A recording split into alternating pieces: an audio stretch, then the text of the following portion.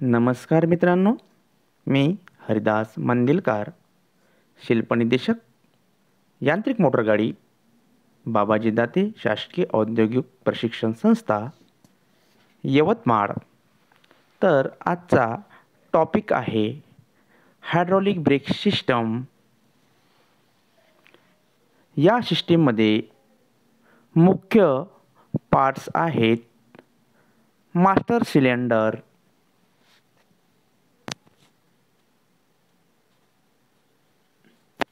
Break pedal,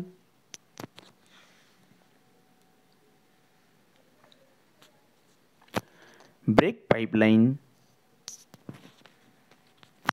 break drum,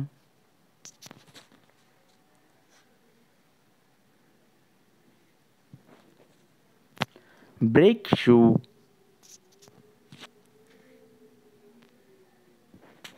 wheel cylinder,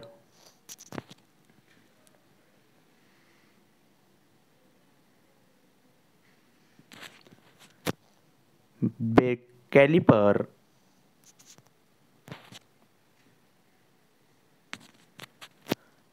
disk,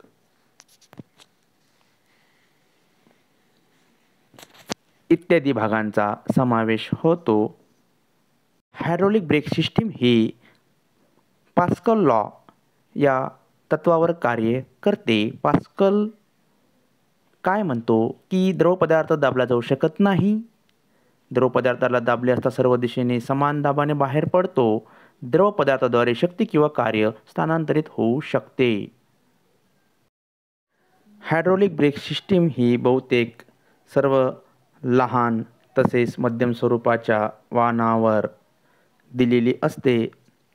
यामध्ये पुढील चाकांना disc brake दिलेला असतो, तर मागील चाकांना ड्रम ब्रेक दिलेला असतो.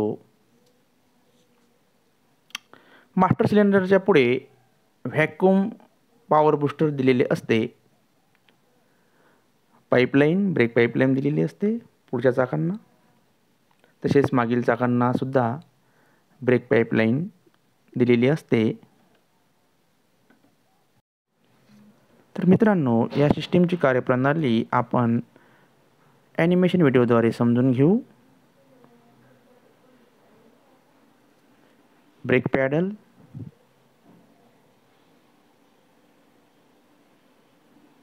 Push rod, servo unit, master cylinder, reservoir tank,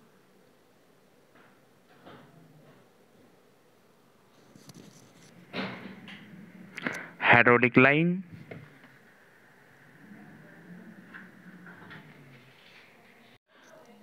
ड्रायव्हरने ब्रेक लावण्याकरता ब्रेक पॅडल प्रेस केल्यानंतर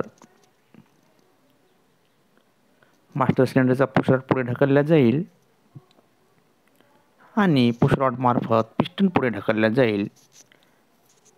पिस्टन मास्टर सिलेंडरमधील ब्रेक ऑइल पुढे ढकलल्या जाईल आणि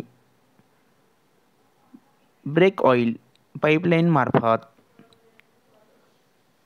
वाहनाच्या चारी चाकांमधील व्हील सिलेंडरमध्ये जाईल आणि तेथील पिस्टनला बाहेर ढकलले जाईल आणि पिस्टनद्वारे तेथील ब्रेक शू किंवा ब्रेक पॅड हे ड्रमला किंवा डिस्कला घासले जातील आणि हळूहळू वाहनाची गती कमी होऊन वाहन थांबले जाईल.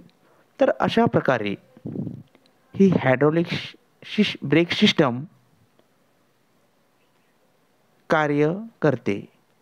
धन्यवाद.